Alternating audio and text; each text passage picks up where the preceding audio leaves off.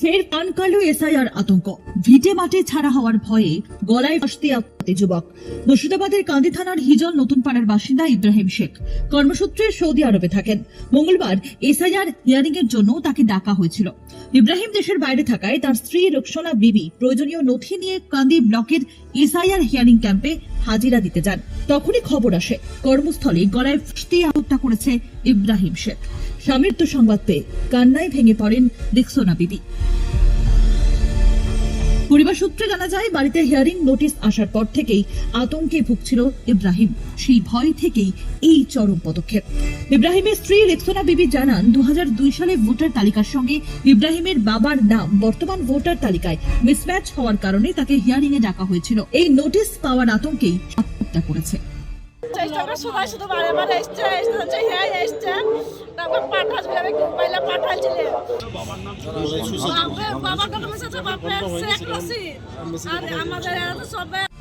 স্বামী ছাড়া দুই সন্তানকে কিভাবে এখন মানুষ করবেন, সেই দুশ্চিন্তা গ্রাস করছে রুকসানা বিবিকে। খবর পেয়ে ঘটনাস্থলে ছুটে যান কাঁদির বিধায়ক অপূর্ব সরকার। ইব্রাহিম শেখের মৃত্যুর জন্য বিজেপি এবং নির্বাচন কমিশনকে দায়ী করে তিনি বলেন, নির্বাচন কমিশন বিগত দিনে যখন নাম তুলেছে তারা কোথাও কোথাও আউটসোর্সিং করিয়ে ভোটার লিস্ট টাইপ করিয়েছে। এইসব ছোটোখাটো টাইপ মিস্টেকের জন্যে লজিক্যাল ডিসপিউটকে সামনে রেখে আজকে এই যে হিয়ারিংয়ের নোটিশ, সেই আতঙ্কে ইব্রাহিম শেখ আত্মহত্যা করল। কি মর্মান্তিক ব্যাপার বলুন তো। আমি ছুটতে ছুটতে শুনে, আমি ছিলাম ওইদিকে, ছুটতে ছুটতে এখানে এলাম।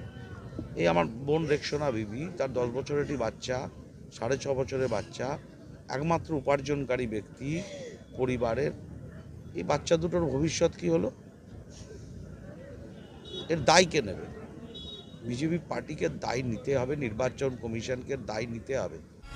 শোকার্ত পরিবারের পাশে থাকার আশ্বাস দিয়েছেন বিধায়ক। ইব্রাহিম শেখের দেহ বাড়ি নিয়ে আসার উদ্যোগ গ্রহণ করা হচ্ছে বলেও জানা গিয়েছে। এসআইআর নিয়ে বর্তমানে সরগরম রাজ্য রাজনীতি। নির্বাচন কমিশনের বিশেষ সংশোধনী প্রক্রিয়া নিয়ে প্রথম থেকেই প্রশ্ন তুলেছে তৃণমূল কংগ্রেস। তার মধ্যেই একের পর এক এসআইআর আতঙ্কে মৃত্যুর অভিযোগ সামনে আসছে।